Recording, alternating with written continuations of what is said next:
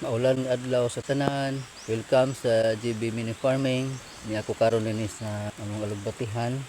Katong giingon nako nga local nga seeds na gipolyo namo sa kadtong wala nag-success nga commercial nga seeds.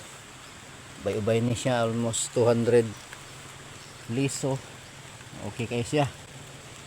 Compare sa kadtong commercial nga seeds. Karon akong buhaton ani, ako ning butangan og abo isip organic fertilizer.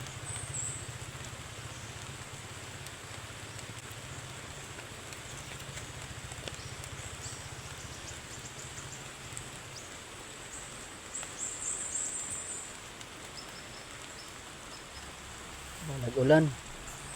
Daghang kayong salamat sa inyong paglantaw. Amping tang tanan.